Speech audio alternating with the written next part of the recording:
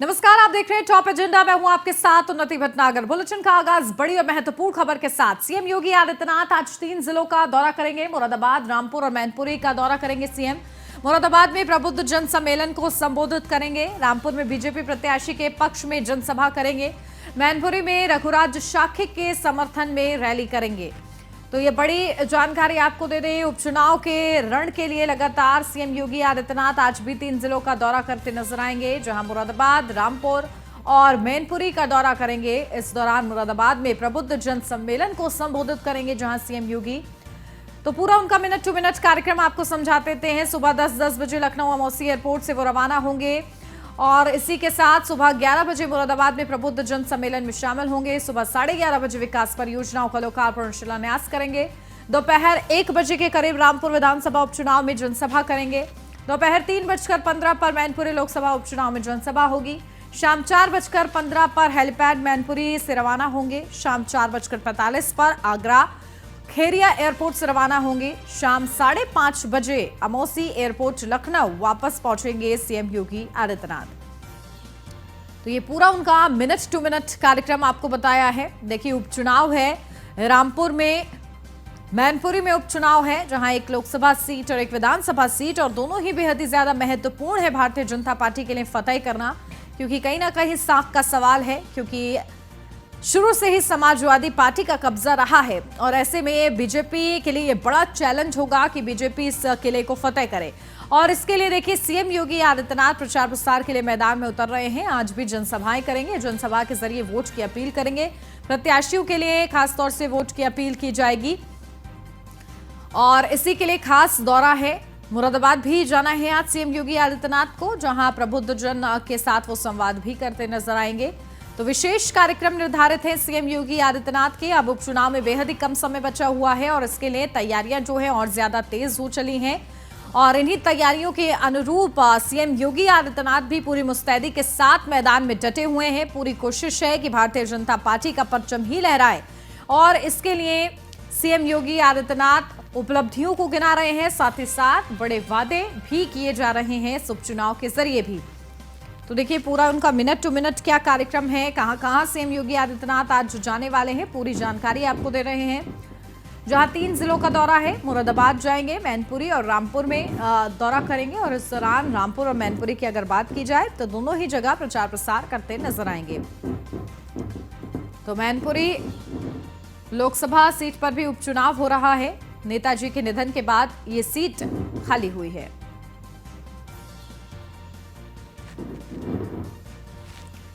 चलिए सीधा रुक कर लेते हैं। हमारे संवाददाता हमारे साथ जुड़ गए लखनऊ से अश्विनी द्विवेदी, रामपुर से फहीम खान हमारे साथ जुड़ गए। सबसे पहले अपडेट ले लेते हैं अश्विनी से। अश्विनी, क्या जानकारी? देखिए, सीएम योगी आदित्यनाथ का आज 3 जिलों का दौरा है। मुरादाबाद भी उनको जाना है, रामपुर और मैनपुरी भी जाना है। सबसे पहले उनके कार्यक्रम से जुड़ी क्या कुछ जानकारी? आज 3 जिलों का दौरा है। लगभग 10 मिनट से लखनऊ से रवाना होंगे और सबसे पहले जो कार्यक्रम है उनका मुरादाबाद का है। मुरादाबाद अगर की बात करें तो वो नगर निगम है और देखा जा रहा है कि मुख्यमंत्री लगातार जो नगर निगम वाले जिले हैं उनका दौरा कर रहे हैं। इससे पहले 7 जिलों के दौरे कर चुके जो नगर निगम है, आज 8वां जिला होगा। और निश्चित तौर पर अगर बात करें मुरादाबाद की, हालांकि मुरादाबाद नगर निगम इससे भारतीय जनता पार्टी ने कब्जे लिए, लेकिन इससे पहले चुनावी जब बिगुल बजे उससे ठीक पहले कहीं ना कहीं आज सौगातों का पिटारा मुरादाबाद के लोगों के लिए खुलेगा, क्योंकि कहीं ना कहीं अगले कुछ दिनों में कभी भी आचार संहिता लग सकती है। तो ऐसे में कहीं ना कहीं उत्तर प्रदेश सरकार या यूं चाहे भाजपा चाह रही है कि जो नगर निगम वाले जिले हैं उनमें जो है बड़ी बड़ी कार्य योजनाएं हैं जो उनका लोकार्पण शिलान्यास किया, जिससे कहीं ना कहीं जनता से प्रभावित हो और कहीं ना कहीं इससे जनता का फायदा भी हो। और इसी तरह मुख्यमंत्री आज मुरादाबाद पहुंचेंगे, पहले वहां पर जाकर के बाकायदा सम्मेलन करेंगे, कई परियोजनाओं का लोकार्पण शिलान्यास करेंगे, वहाँ के जो लोकल लीडरशिप होगी, जो जनप्रतिनिधि रामपुर में चुनाव हो रहा है और निश्चित तौर पर आज मुख्यमंत्री योगी आदित्यनाथ जो भारतीय जनता पार्टी के प्रत्याशी हैं उनके पक्ष में चुनावी प्रचार करेंगे, जनसभा को संबोधित करेंगे। निश्चित तौर पर रामपुर का जो चुनाव है कहीं ना कहीं मैनपुरी के बाद रामपुर पर सबकी निगाह है कि आखिर रामपुर में क्या होना है, क्योंकि मैनपुरी और रामपुर दोनों गढ़ समाजवादी पार्टी के थे। हालांकि पिछला जो चुनाव लोकसभा का हुआ था उसमें रामपुर का जो गढ़ था समाजवादी पार्टी छिन गया था और वहां पर भारतीय जनता पार्टी का कब्जा हो गया था। लेकिन अभी भी कहीं ना कहीं टकराव की स्थिति वहां पर चुनावी माहौल में दोनों पार्टियां अपनी पूरी ताकत झोंके हुई है और चुनाव को कहीं ना कहीं अपना खुद का चुनाव मानने, हालांकि 85 महीने की जॉब बनाए, लेकिन वो जब वोट मांगे ऐसे में चुनाव जो होगा वो दिक्कत और ऐसे दिक्कत मौके पर मुख्यमंत्री यादव के वहां की जनता होगी, उसको कहेंगे कि किस तरीके से उत्तर प्रदेश सरकार काम कर रही है। और कहीं ना कहीं उपचुनाव के दौरान देखा जाता है कि जनता भी कहीं ना कहीं सरकार के पक्ष में होती है, तो उसको पता होता है कि अगर दूसरे पक्ष के विधायक बनेगा तो निश्चित तौर पर अगले कई सालों तक जो सरकार रहेगी तो इतना बेहतर डेवलप नहीं हो पाएगा, क्योंकि सामंजस्य बैठाना दूसरी पार्टी के विधायक और सरकार के बीच में मुश्किल होता है। तो ऐसे में कहीं ना कहीं आज जब मुख्यमंत्री जाएंगे तो कानून व्यवस्था का जिक्र करेंगे, माफिया राज पर जो कार्रवाइयां हुई उनका जिक्र करेंगे, रोजगार के लिए जो काम किया जा रहा है उसका जिक्र करेंगे। उसके बाद वहां से मैनपुरी के लिए रवाना होंगे। और सबसे ज्यादा मेहनत जो इस समय सबकी निगाह है पूरे उत्तर प्रदेश की मैनपुरी चुनाव पर, जहां एक और मैनपुरी में समाजवादी पार्टी का पूरा कुनबा लगा हुआ है। शिवपाल अखिलेश एक साथ आ गए, एक मंच पर दिख रहे हैं। डिंपल यादव हैं जो गली गली जाकर के वोट मांग रहे हैं, अखिलेश यादव भी घर घर जाकर के वोट मांग रहे हैं।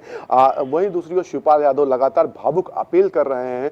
निश्चित तौर पर इसके बीच में मुख्यमंत्री का दौरा बेहद अहम होता है, क्योंकि अभी हाल ही में देखा गया किस तरीके से लगातार शिवपाल यादव जो है अखिलेश यादव सरकार पर तंज कस रहे थे और उसका जवाब भी सरकार की ओर से लगातार दिया जा रहा। निश्चित तौर पर आज का मुख्यमंत्री का जो दौरा है बेहद अहम है।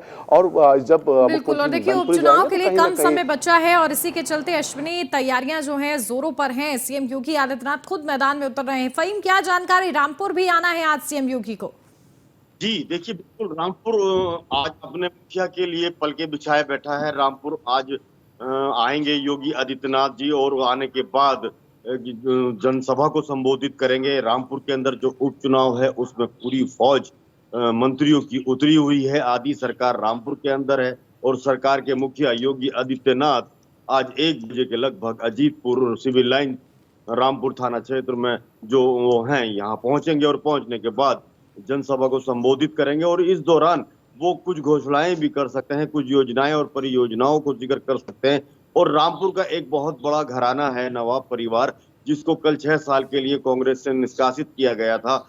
तो सूत्रों के हवाले से खबर आ रही है कि उनको भी वो भारतीय जनता पार्टी ज्वाइन करा सकते हैं। तो जिस तरह से समाजवादी छोड़ के बहुत सारे मुस्लिम नेता, मुस्लिम लीडर भाजपा ज्वाइन कर चुके हैं, उसी की तर्ज पे आज बहुत सारी ज्वाइनिंग भी होनी है। बहुत कुछ चौंकाने वाली चीजें सामने आएंगी। तो आज का जो ये दौरा है योगी आदित्यनाथ जी का, ये बहुत खास और अहम रहने वाला है, क्योंकि उपचुनाव में जिस तरह से पूरी ताकत झोंक रखी है सरकार ने, सारे ही मंत्री यहाँ मौजूद हैं और जयप्रदा से लेकर बहुत मंत्रियों की फौज पूरी लगातार 2 डिप्टी सीएम 2 दिन यहाँ रहे, 2 बार आए। तो जिस तरह से आज लगातार ये दौरे चल रहे हैं और आज योगी आदित्यनाथ जी यहाँ पहुंच रहे हैं, इसको देखते हुए जो है सुरक्षा के भी बहुत कड़े इंतजाम किए गए हैं। सुरक्षा की मैं बात करूं तो 3 लेयर की सुरक्षा बनाई गई है। हर राहे पर, हर नाके पर सुरक्षा व्यवस्था की गई है। सुरक्षा के जायजे को हमने जब भी लिया तो वहां देखा कि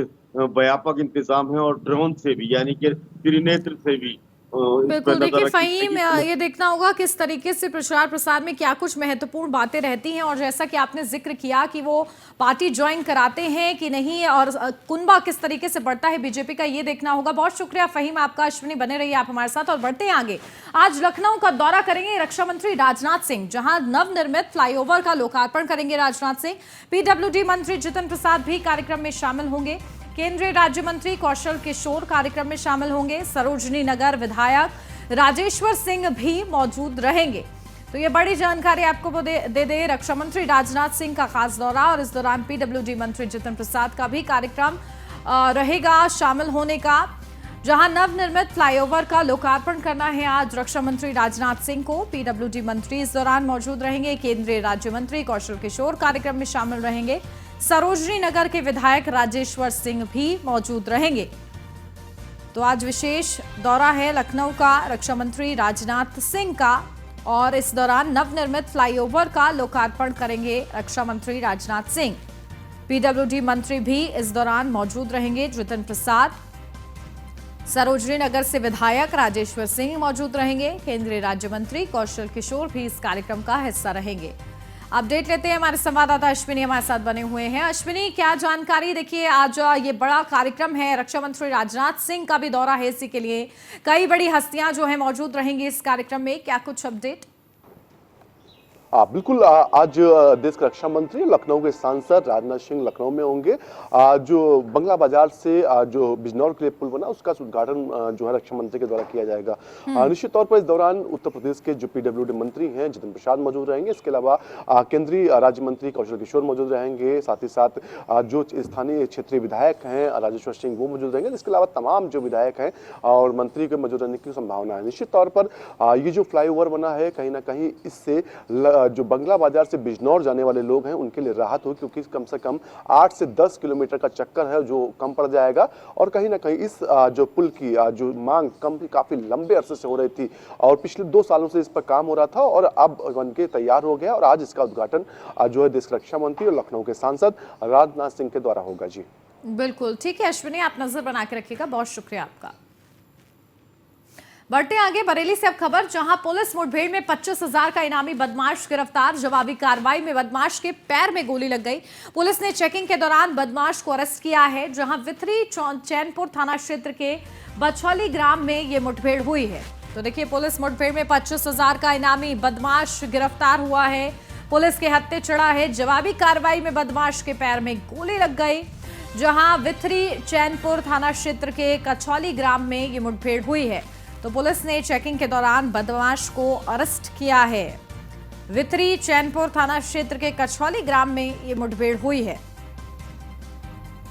तो पुलिस मुठभेड़ में 25,000 का इनामी बदमाश गिरफ्तार हुआ है। पुलिस के हाथों ये बड़ी सफलता लगी है, जहां जवाबी कार्रवाई करते हुए बदमाश के पैर में गोली लग गई और पुलिस के हत्थे चढ़ गया ये बदमाश। पुलिस चेकिंग कर रही थी और इसी दौरान उसने बदमाश को अरेस्ट कर लिया है। बरेली से ये पूरी खबर है, जहां विथरी चैनपुर थाना क्षेत्र के कछौली ग्राम का ये पूरा मामला बताया जा रहा है, जहां पर पुलिस और बदमाश के बीच मुठभेड़ होती है और जो बदमाश है उस पर करीब 25,000 का इनाम पहले से ही घोषित था। लगातार पुलिस को उसकी तलाश थी और इस दौरान जब मुठभेड़ हुई तो जवाबी कार्रवाई के दौरान बदमाश के पैर में गोली लग गई, जिसके चलते वो घायल हो गया और पुलिस के हत्थे चढ़ गया।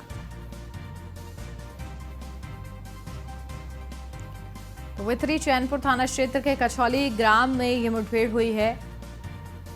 बरेली से पूरी खबर, जिस दौरान बरेली पुलिस को बड़ी सफलता हाथ लगी है। पुलिस ने जवाबी कार्रवाई करते हुए बदमाश को घायल किया, क्योंकि ये बदमाश के पैर में गोली लग गई और इसी के चलते ये 25,000 का इनामी बदमाश पुलिस के हत्थे चढ़ गया है। अब इससे आगे की पूछताछ की जाएगी इस पूरे मामले पर। इसके और भी संगी साथी होंगे तो उन पर भी दबिश दी जाएगी और इस पूरे कार्रवाई के लिए बरेली पुलिस तत्पर नजर आ रही है।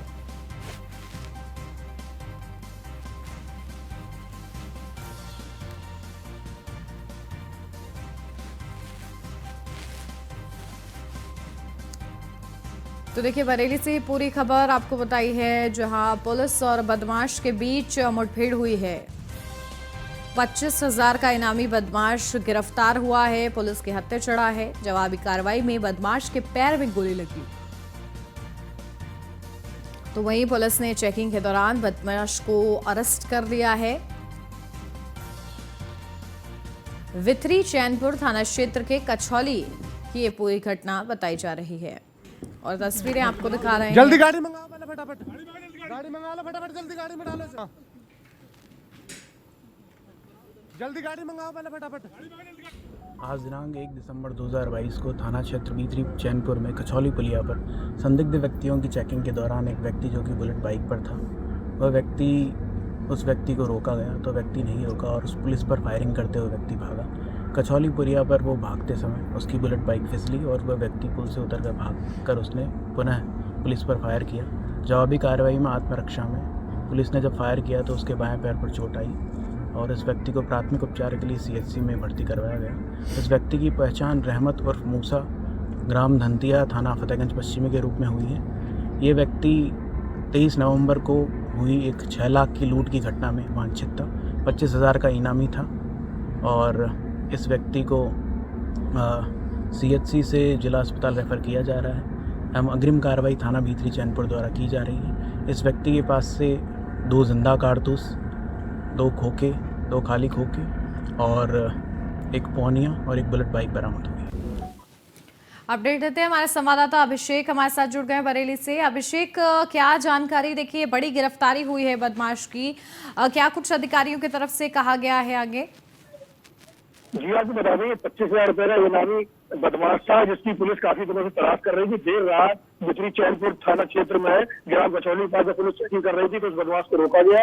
वहीं रोके जाने पर बदमाश ने अपनी गाड़ी नहीं रोकी और साथ ही जवाबी कार्रवाई पुलिस पर फायर कर दी। वहीं पुलिस ने जवाबी कार्रवाई में बदमाश के ऊपर फायर किया तो उसके पैर में जाके उसके कुछ छर्रे लगे होंगे जिस कारण बदमाश में घायल हो गया। फिलहाल बदमाश को पुलिस ने जो कि 25,000 का इनामी है पकड़ लिया है। साथ ही बताते चले काफी समय से बदमाश को फरार कर रहा था। थाना फतेहगंज पश्चिमी क्षेत्र के ग्राम धनसिया का निवासी था। फिलहाल ये बड़ी कामयाबी है पुलिस के द्वारा और एसओडी ने मौके पर पहुंचकर पूरी घटना को जनता से समझा और फिलहाल उसका बिचरी चैनपुर क्षेत्र सीएससी अस्पताल में उसका प्राथमिक उपचार कराया गया था। जी बिल्कुल अभिषेक, करीब कितने मुकदमे दर्ज हैं इस आरोपी पर? जी इसकी अभी पूरी जनता से जानकारी नहीं हो पाई है। फिलहाल ये 25,000 का इनामी बदमाश है तो उसके करीब 1 दर्जन के आसपास के मुकदमे दर्ज होने चाहिए। चलिए, बहुत शुक्रिया अभिषेक आपका तमाम जानकारी के लिए। लखनऊ से अब खबर, जहां समाजवादी पार्टी की मीडिया सेल के खिलाफ एफआईआर, जहां लखनऊ के विभूति खंड में दर्ज हुई है ये एफआईआर। आरएसएस पर टिप्पणी के मामले में एफआईआर दर्ज की गई है, जहां हाईकोर्ट अधिवक्ता प्रमोद पांडे ने दर्ज कराई है ये एफआईआर समाजवादी पार्टी की मीडिया सेल के लिए, जहां लखनऊ के विभूति खंड में ये एफआईआर को दर्ज किया गया है। इसकी कॉपी भी हम आपको दिखा रहे हैं, जहां आरएसएस पर टिप्पणी के मामले में खासतौर से ये एफआईआर दर्ज कराई गई है। विपत्ति और आपत्ति जताई गई है बयान को लेकर। हाईकोर्ट अधिवक्ता प्रमोद पांडे ने ये एफआईआर दर्ज कराई है। समाजवादी पार्टी की मीडिया सेल के खिलाफ एफआईआर हुई है और उस एफआईआर की कॉपी हम आपको दिखा रहे हैं। लखनऊ के विभूति खंड में इस एफआईआर को दर्ज किया गया है। आरएसएस पर टिप्पणी के मामले के चलते ये एफआईआर की गई है। आपको बता दें कि हाईकोर्ट अधिवक्ता प्रमोद पांडे ने ये एफआईआर कराई है। लखनऊ से बड़ी अपडेट, जहां नगर निकाय चुनाव में आरक्षण अधिसूचना जारी। लखनऊ समेत 48 जिलों में वार्डों का आरक्षण जारी। नगर विकास विभाग ने आरक्षण अधिसूचना जारी की है। 7 दिन के भीतर आरक्षण पर आपत्तियां मांगी गई हैं, जहां आपत्तियों के निस्तारण के बाद अंतिम सूची जारी होगी। नगर निकाय चुनाव की घोषणा अगले हफ्ते होगी। तो देखिए, नगर निकाय चुनाव होने हैं और इसकी घोषणा अगले हफ्ते होगी, लेकिन उससे पहले 7 दिन के भीतर आरक्षण पर आपत्तियां मांगी गई हैं और इसके लिए आपत्तियों के निस्तारण के बाद ही बताया जा रहा है कि अंतिम सूची जारी होगी। आरक्षण को लेकर अगर किसी भी तरीके की आपत्ति है तो वो दी जाती है। 48 जिलों के निकायों के वार्ड का आरक्षण जारी है, जहां ये नाम भी आपको बता रहे हैं जिलों का। उन्नाव, एटा, औरैया, कानपुर देहात, कासगंज, कुशीनगर का आरक्षण जारी है। कौशाम्बी, गाजियाबाद, गाजीपुर, गोंडा, गौतम बुद्ध नगर, चंदौली भी इसमें शामिल है और इसी के साथ चित्रकूट, जालौन, जौनपुर, देवरिया, पीलीभीत, प्रतापगढ़, फिरोजाबाद भी इसमें शामिल है। बदायूं, बरेली, बलरामपुर, बस्ती, बहराइच, बांदा, बागपत, बाराबंकी जिले भी इसमें शामिल है। भदोही, महाराजगंज, महोबा, रायबरेली, लखनऊ, लखीमपुर खीरी, वाराणसी जिला भी है। श्रावस्ती, संत कबीरनगर, संभल, सिद्धार्थनगर, सुल्तानपुर, सोनभद्र, हमीरपुर, हाथरस भी। शाहजहांपुर, अमरोहा, अमेठी, अयोध्या, अलीगढ़ के निकायों के वार्ड का भी जारी है। उन्नाव, एटा, औरैया, कानपुर देहात जैसे तमाम जिले इसमें शामिल है।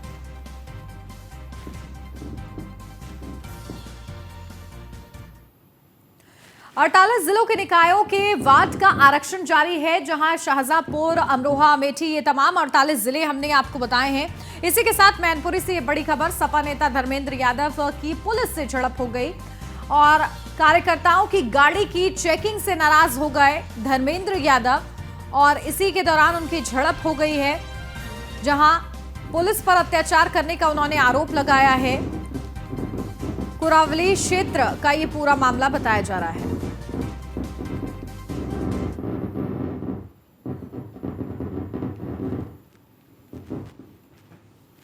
ये इस समय मैनपुरी लोकसभा क्षेत्र की दोनों ही जनपदों की पुलिस और पूरा का पूरा प्रशासन लोकतंत्र की हत्या करने पे तुले हैं।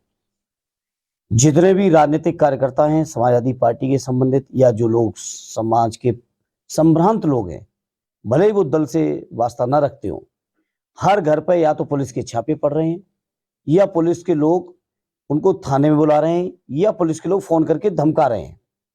प्रशासन में अन्य विभागों के भी लोग लगातार धमकाने में लगे हैं, चाहे वो बीएसए हो, डीएसओ हो, सीडीओ हो, तमाम तरीके के जितने भी तरीके से हो सकता है प्रशासन लोग दबाव बना रहे हैं। लेकिन इन बातों का समाजवादियों पर न कभी पहले असर पड़ा था, ना आज पड़ेगा।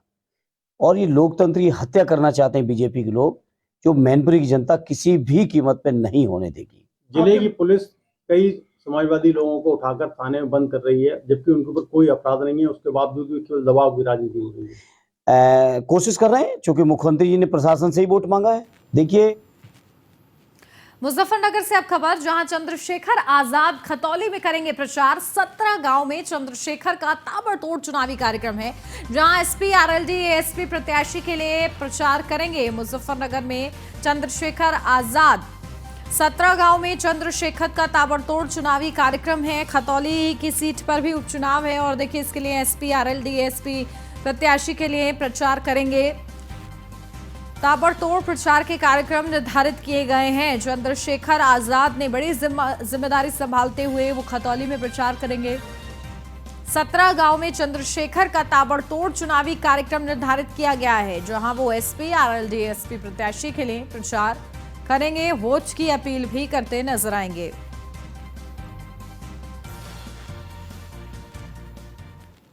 रामपुर से अब खबर, जहां रामपुर में उपचुनाव को लेकर सियासी हलचल है। सपा प्रत्याशी आसिम रजा के लिए चुनाव प्रचार। अखिलेश यादव, आजम खां और चंद्रशेखर आजाद ने चुनाव प्रचार किया है।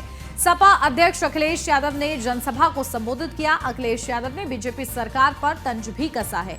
ये लोग वोट की ताकत से सत्ता में आए हैं, वोट की ताकत से ही बाहर जाएंगे।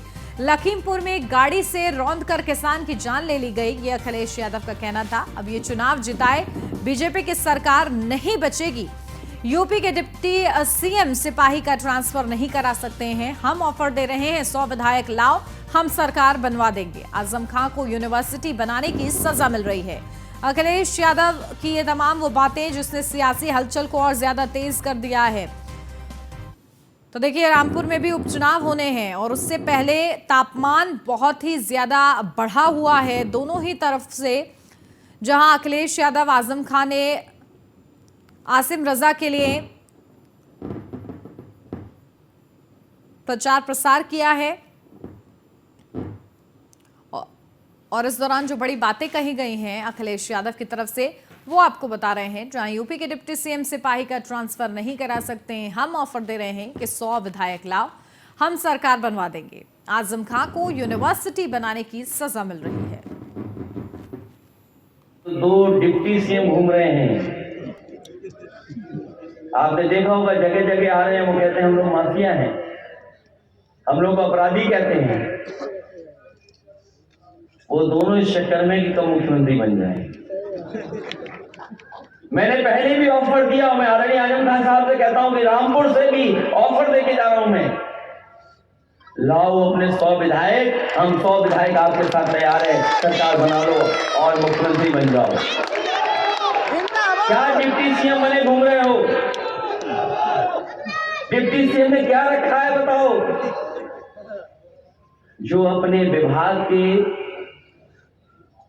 एक सीएमओ डॉक्टर का ट्रांसफर न कर पाए। उत्तराखंड में पुष्कर सिंह धामी की सरकार ने जबरन धर्मांतरण को रोकने के लिए कानून को और सख्त कर दिया है। अब ऐसा करने वालों को जमानत भी नहीं मिल सकेगी, साथ ही दोषी पाए जाने पर 10 साल की कैद और जुर्माने की सजा भी दी जाएगी। वहीं कानून लाए जाने से संत समाज में खुशी है। चिंतानंद मुनि जी महाराज ने भी मुख्यमंत्री पुष्कर सिंह धामी और सरकार का आभार जताया है। देखिए, भारत एक बहुधार्मिक राष्ट्र है। ऐसे में निष्पक्ष और भय मुक्त समाज का निर्माण तभी किया जा सकता है जब जबरन, प्रलोभन, मजबूरीवश या बलपूर्वक धर्मांतरण ना करवाया जाए।